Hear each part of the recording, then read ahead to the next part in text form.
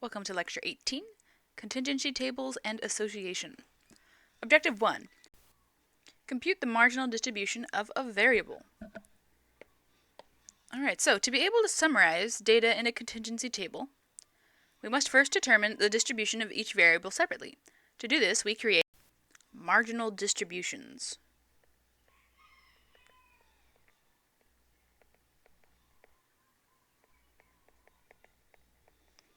So by definition, a marginal distribution of a variable is a frequency or relative frequency distribution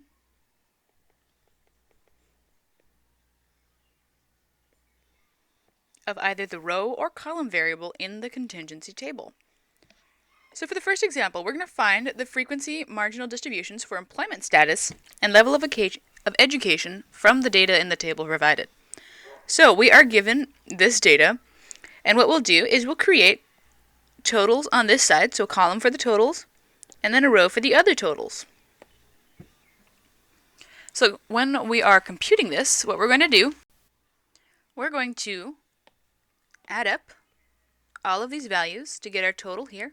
So adding all of those up in a calculator, we will get 128,744. Then we'll go ahead and add up these columns to get that total, and these columns to get this total. Alright, you can go ahead and pause the video and try to calculate these by yourself and check in with me in a second. Alright, hopefully you tried to calculate these out yourself. So we should get 6395 and then 73,581. Next, we're going to go ahead and add up the columns in this direction. Okay, so adding those up, what do we get? We'll get 24,395. Alright, as we did before, go ahead and calculate to find these numbers. Let me change the color.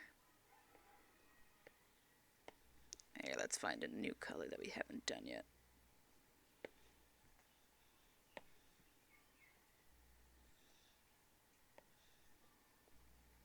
Got this color, and I'll just go ahead and reuse the pink for this chart right there. Okay, go ahead and calculate those. Check in with me in a second. Alright, so calculating that out, 442, 54319, and then 68564. Then lastly, the final column, adding up these values, we get 208,720. Okay, so let's go ahead and just sort of read off some of the things from this graph. So the marginal distribution for employment status, what it does is it removes the effect of level of education. So the marginal distribution for level of education removes the effect of employment status. The marginal distribution of level of education shows there were more Americans with bachelor's degree or higher than there were Americans who were high school graduates, because we have 68,564 employees versus the 42,000. So there are more with high school graduates than there were with bachelor's degree.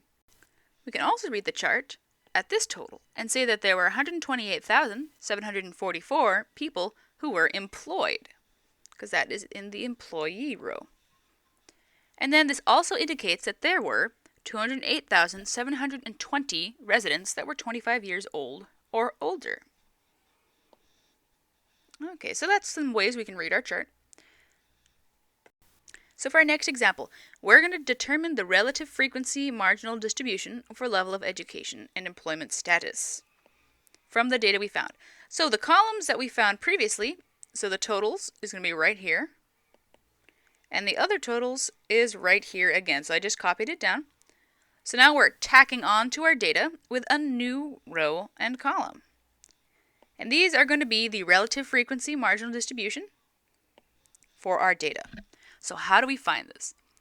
Well, for the relative frequency marginal distribution, we're going to take our total from each row or column and then divide it by our total. All right, let's go ahead and do that. So, for this one right here, our total was 128,744, and we're going to go ahead and divide that by the 208,720 to find out the relative frequency marginal distribution. Calculating that out, we will get 0.617. Now, to find the next total. From this one, we have that value. So we'll take this value, 6395, divide that again by our total, which is right here. And calculating that out, what do we get? 0.031. All right, so go ahead, fill out the next row right here, and please note these two are going to be blank. This one and this one. Okay, so hopefully you tried that one out. So for this row right here, we'll have the 17,415. Divide that by our total that we found. And that comes out to be 0.353. Now, we have finished across. Let's go ahead and do the down. So, down for this one, we'll use this total right here, 24,395. Didn't leave quite enough room for this one. Divide that by the 208,720, and we will get 0.117. Okay, go ahead, do the same thing for all the other calculations. Check in with me in a second. Okay, so I'm going to go ahead and copy down the values, color code them.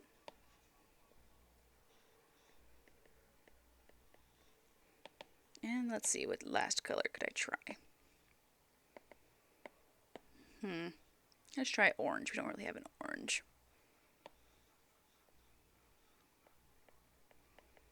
Oops, 564. All right, divide all of these by our main total, the 208,000.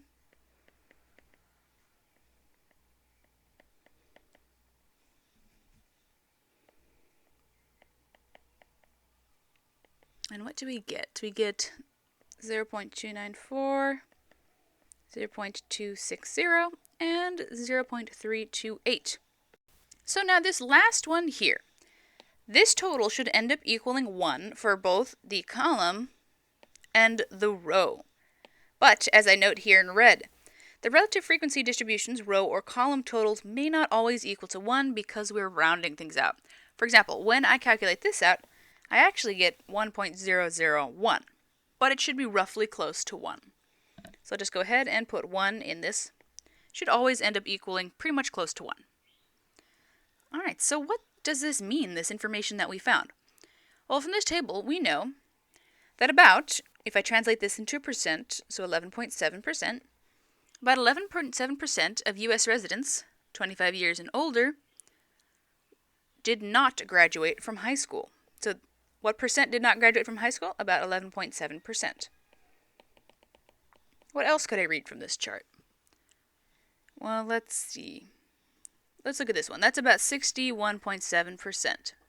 So about 61.7% of people were employed when this data was taken. So those are different ways we could read the chart. We could also say that about 35.3% of the people were not in the labor force. Or maybe 32.8% had a bachelor's degree or higher. Okay. Objective 2.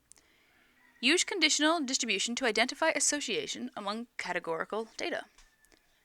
So when describing any association between two categories of data, we must use relative frequencies instead of frequencies. Why? Because frequencies are difficult to compare when there are different numbers of observations for the categories of a variable. Alright, so if you look through your data and you're trying to compare things, but you don't have the same amount of people in each of the, or just any other type of an item, what you do is you find the relative frequency, and this way it sort of levels the playing field for comparing your different variables, or the categories of your variable. So for example 3, we're going to compare two categories of a variable. So for example 3, what proportion of the following groups of individuals is employed? We're given A, those who did not finish high school. So to find out this answer, what we're going to do So we're going to divide the number of employed individuals who did not finish high school by the number of people who did not finish high school. So, number of employed individuals who did not finish high school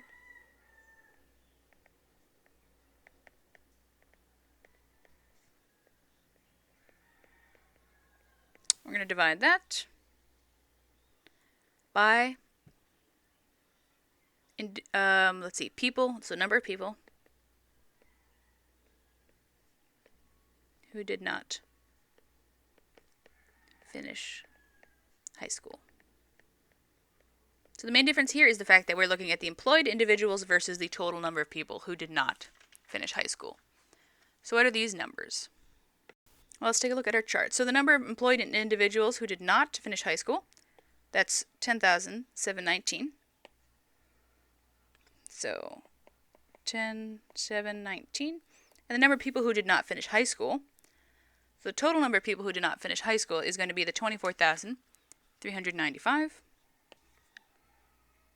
Divide that, so 24,395, and we get 0.417. So this is the proportion of people who did not finish high school, I'll do HS, but are employed. Okay, let's take a look at B. So we're trying to see what proportion of the following group of individuals who is employed. So what percent of high school graduates are actually employed? So once again, we're going to take the number of employed high school graduates and divide that by just the total number of high school graduates. So let's look at our chart. What's the total number of high school graduates that are employed? 33624. 33624. Divide that by just the entire number of high school graduates. So let's say the total of high school graduates is 61442.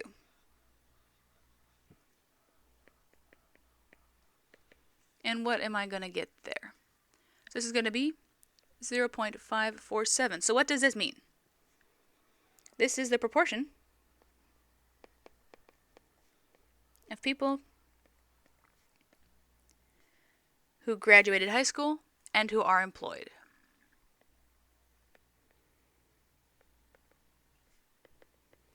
And are employed.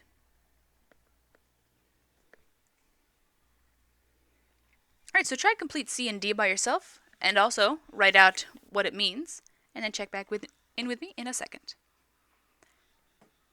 Okay, so for C, those who finished some college. So what we're going to do is take the number who are employed, because remember we're trying to figure out the percentage of people who are employed, who have a job, or who are employed who had these certain specifications. So the number employed with some college, divided by those who just have with some college, whether or not they are employed. So the total number of people who are employed with some college, that would be 35,407. Now just the total number of people who have some college, that would be with some college, 54,319. Putting that into a calculator, we get 0.652. So what does this mean? So you could just say, 65.2 if you wanted to do the percentage here, or you could write the proportion. I'll just go with the percent this time. So 65.2% of those who had some college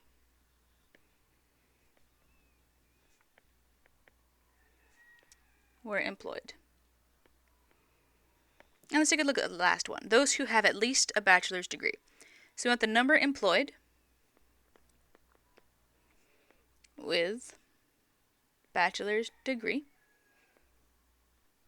all over the number who have a bachelor's degree. So the number of employed individuals with a bachelor's degree or higher is going to be 68564. And the number who are employed with a bachelor's degree is 49534. The total number who have a bachelor's degree is going to be 68564. So another way to do that, if you're having a hard time tracing the columns, I always do the employed who have a bachelor's degree or higher is this one. Then the total that have a bachelor's degree or higher is the 68564. So if it helps to circle the items to keep things in line, go ahead and do that. So what is that? That was, 49534 divided by 68564. That comes out to 0.722. So what does this mean? This means, I'll go ahead with the percent this time, 72.2% of people with bachelor's degree were employed. Okay. So what we could do with this information is we could construct a relative frequency distribution for individuals who did not finish high school. Then we could create another one for those who are high school graduates and so on. So what these would be, if we did this, would be a conditional distribution lists the relative frequency of each category of the response variable, given a specific value of the explanatory variable in our contingency table. So let's look at example 4, constructing a conditional distribution. Alright, so we're given this table. Find the conditional distribution of the response variable employment status by level of education. The explanatory, small typo there, hopefully I fixed that by the time you get your notes. The explanatory variable for the data used in the previous example. So we're using the data from before, and what is the association between the level of education and employment status? Alright, so what we're going to do is just like we were doing in the examples right up here. You're going to take the number of people who did not finish high school and then divide that are employed and divide that by the total. So, let's see, did not finish high school, yet are employed. We already did this one. So that was 10,179. That was the first example. 24395, and we got 0.417, which I do believe was our first example. Yes, so that was our first example. And then we did, what else did we do in our examples? We did high school graduates. So we found that out. That was 33624 divided by 61442 equals 0.547. Alright, go ahead and fill out these tables, or this table, and check back in with me in a second. Okay, so I'll actually do one and then to show you where I get the information from, and then I'll write down the rest of them. So let's go ahead and do the high school graduate that are unemployed. So first we're going to look for the number of high school graduates that are unemployed, and we're going to divide that by the total number of people who are unemployed. So high school graduates that are unemployed, we have 2,012. And then we're going to divide that by the total number of high school graduates that are unemployed, or it's the total number of high school graduates, which is 61,442. So we take the total number unemployed and divide that by the total of the total numbers. So with some college, oh actually I said high school graduates, so 2012 divided by total, and we get 0.033. Okay, I'm going to go ahead and fill in the rest of the chart. Okay, so I put down all of the numbers, and we can go ahead and find the totals, or the percentages, portion. So 0722. Then for the total who did not finish and are unemployed would be 0.039. The proportion who finished some college and are yet unemployed would be 0.034. The proportion who had bachelor's degree or higher who are unemployed are 0.024. Then the proportion who did not finish high school and are not in the labor force are 0.544. Proportion who are high school graduates and not in the labor force are 0.420. Then the proportion who had some college but are not in the labor force is going to be 0.315. And finally, those who have a bachelor's degree and are not in the labor force is going to be 0.254. Oops, I forgot this one. Some college and yet employed, 0.652. All right, so one thing to note. All of those in this column who did not finish high school, you're using the total who did not finish high school. Notice those are all the same number. Same thing with this column, you're all using the same number. This column, all the same number. And lastly, this column, all the same number. So you're always using the same total per variable. So when we add up the proportions, what should we get? Well, depending on how you round it, of course, you should end up with 1 as the total for all of your adding up. Okay. So now what we're going to do for example 5 is we're going to draw a segmented bar graph, which is also called a stacked bar graph, for the data we have in our example 4. And note that, remember, the data is always going to end up equaling 1 for all of our totals. So all of these graphs, what I'm going to do first is just start out, oops, that's a really hideous looking line. I'm going to start my stacked bar graph. They're all going to reach 1 because we know the total is always going to be 1. The question is just how do we split up the data? And that depends on the percentages that we have. So what do we have? Well, for each variable, we have the facts that they are either unemployed, not in the labor force, or they are employed. So 3 different concepts that we have. So I'm going to go ahead and write those down here. So I'm going to keep the color coding I gave them.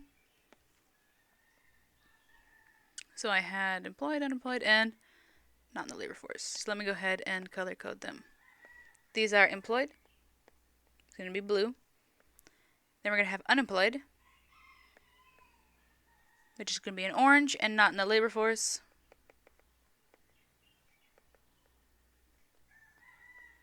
So real quick, if you're not certain on the difference between unemployed and not in the labor force, unemployed is if you are searching for a job and you have not been able to find one. Not in the labor force means you're not searching for a job, so it doesn't really matter. So for example, retired people would not be in the labor force. But a young person who just got out of college and is looking for a job would be considered unemployed. Alright, so now let's go ahead and figure out the percentages we have for each of these. So for employed and did not finish high school, what percent did we have? So employed and did not finish high school was about 40%. So let's go ahead and fill that in. So about 40%. It's a little higher than 40%. Let's go ahead with about there. And then mark that off. Now for high school and employed. High school graduate and employed was about 55%. So we can go about here. This is just a sketch, remember? About 55%. Mark that off.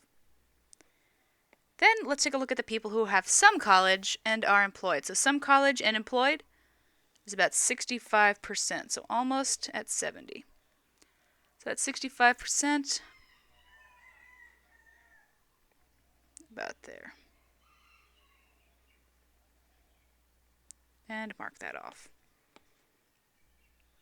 And then bachelor's degree that are employed. Bachelor's degree higher with employed, so 72%. So a little bit higher, 72.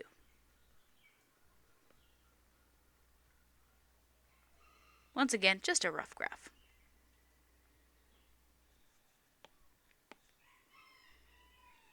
Okay, so we did the employed. Now let's take a look at the unemployed percentages. So unemployed percentages for each of them. So we have 0.39, 0.03, 0.34, and 0.024.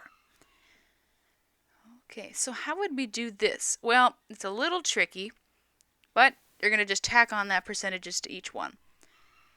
So let me write down what we had for each of these first. So the percent for did not finish high school, what percent did we have? That was about 0.417. That was about 0.547. This is 0.652 and 0.722. Next, for the unemployed status, the percentages we have are the following. 0.039. Then for high school, we get the percentage 0.033. Remember, I'm just pulling these off of the graph right up here. 0.33, and then the next one is going to be 0.034. So let me write that down, 0.034, and then lastly, the 0.024. You would normally not label the percentages like this, but I'm just doing it so we get a good idea for visual. So adding that on to this value, that'll get us a teeny bit higher, 0.5, that would be about 0.45, so just a wee bit higher,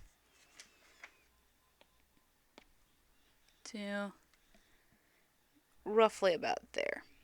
We'll fill that in with orange. Percent unemployed who have not or who did not finish high school. Then for high school graduate, tacking on the 0.03%. About there. It's not fully at 0.06, but let me put it a little below because it's not fully there. Then the other one, tacking that on a little bit. Remember, we're just adding 0.034 to the 0.652 to find our answer, estimating it to be about there. And then for bachelor's degree, adding those together, get about there. So let me fill those in with orange. Okay, so once again, this is a stacked bar graph, which is why we're stacking the data. And they all come out to the total of being 1. So now the last value we're looking for is those who are not in the labor force. So these are the percentages we have for each of those that are not in the labor force. So let me go ahead and write those down. So not in the labor force, we had 0.544. Then 0.420. 0.315 for that. And lastly, 0.254. Luckily for us, we're just going to go ahead and fill these in, because remember the total should be 1. So the hard part is kind of over. So now the nice, really cool thing about this graph is you're able to see the totals, or the proportions, for each data variable and how much that makes up of it. So for example, for those that did not finish high school, you can easily visually see the proportion of people who are not in the workforce, who did not graduate, or who are unemployed, and those who are employed, for those who did not finish high school. Then, for those who did finish high school, you can see the amount of people employed, amount of people who are not in the labor force, and those that are unemployed. So notice, as your schoolwork increases, it does seem that the amount of people who are employed also increases. And the amount of unemployment also slightly shrinks. So what can we get from this data? Well, for example, this data is observational, so we cannot make any statements regarding causation.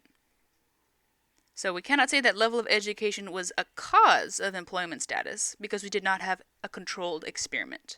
So one thing to know, we cannot say that there was actual causation because this was not a controlled experiment.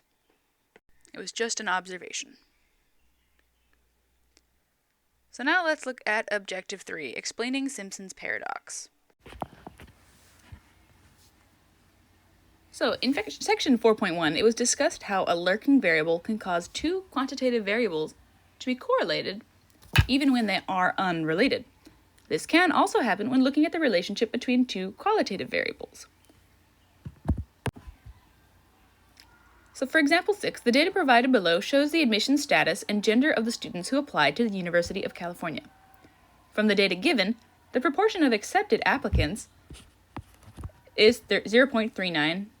The proportion of accepted men is 0.460, and the proportion of accepted women is 0.3404. On the basis of these proportions, a gender bias suit was brought against the university. The university was shocked and claimed that the program of study is a lurking variable that created the apparent association between admission status and gender.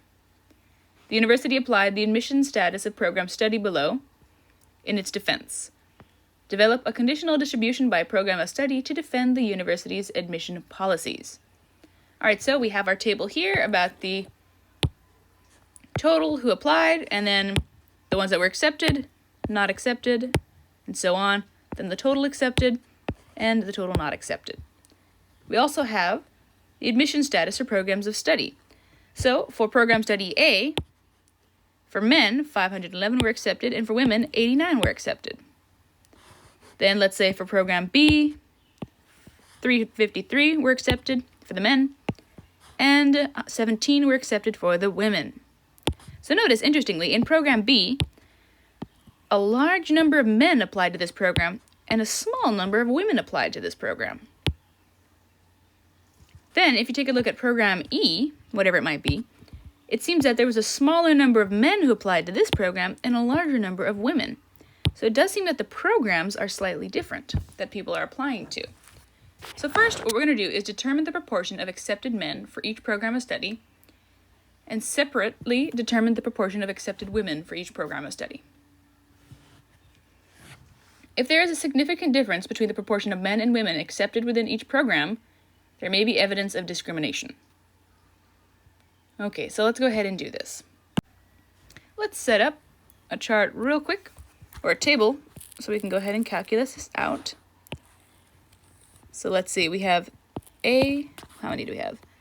B, C, D, E, F. Okay, A, B, C, D, E, and F programs.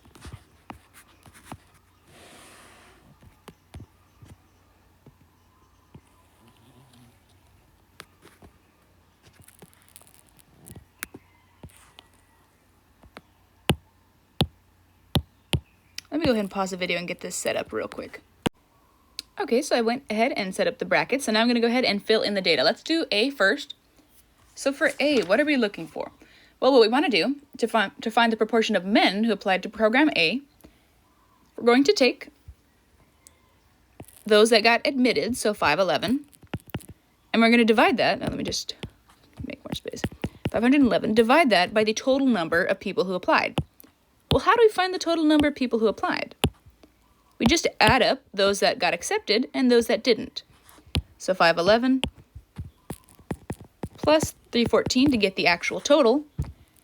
And then calculating that out, we are going to get the percentage or proportion 0.619. So for women, same thing, the amount that were accepted was 89. Then to find the total, because we're going to divide that to get the proportion, we'll take 89 plus 19. Plugging that into your calculator and figuring that out, let's see, what do we get? 0.824. Okay, so go ahead, fill out the rest of these charts, and then check back in with me in a second. Okay, so I went ahead and I created the proportions that we're going to do. So remember for B, we have the amount admitted divided by the total, which I added these together, and that's how I got that. And so on for each of the following columns for each of the different programs of study. So what would the proportions of each of these be? Well, calculating it out for the proportion of men in program B, we get 0.630.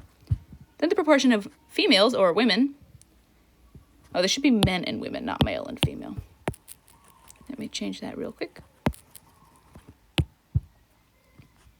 So men, women. Okay, so then calculating this out, we'll get 0.680. Calculating out proportion C, we get 0.369, and then 0.341.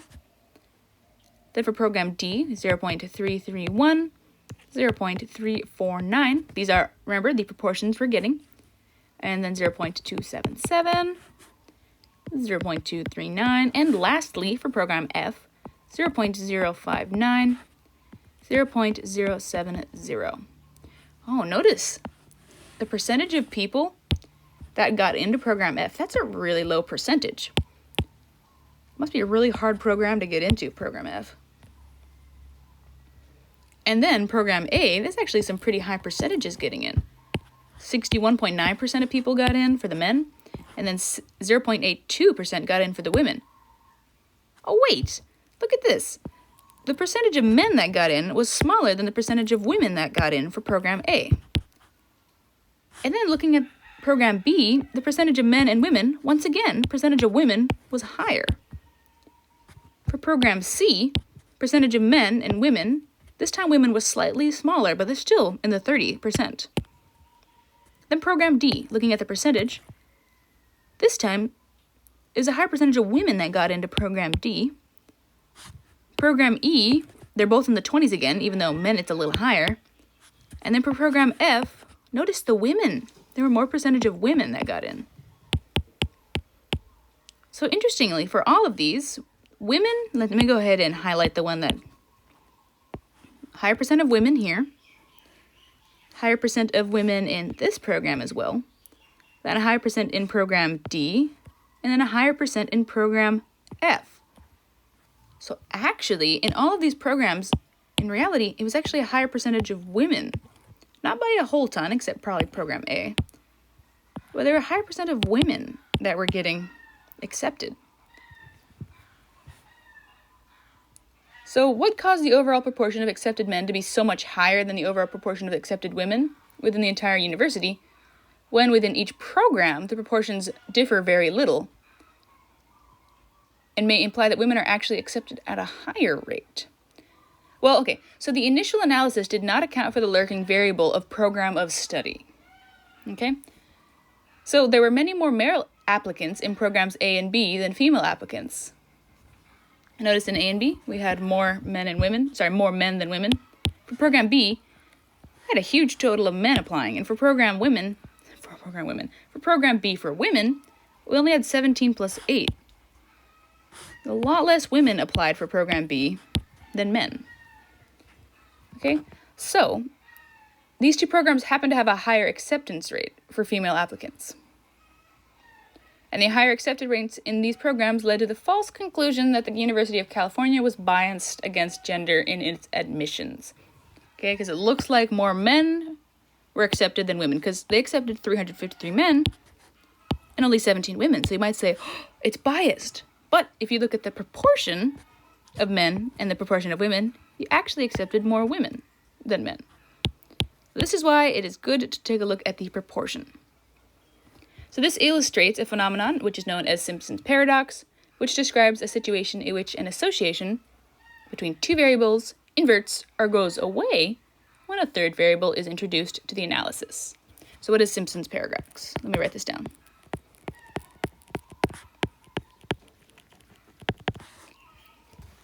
Is a situation in which an association between the two variables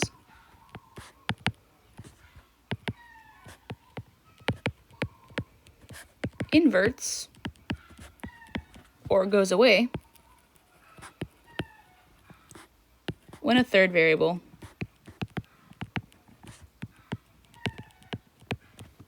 is introduced.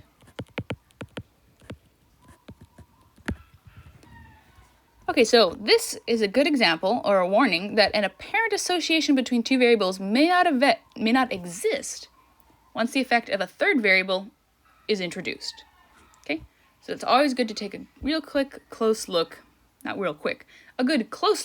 your data. All right, please email me if you have any questions.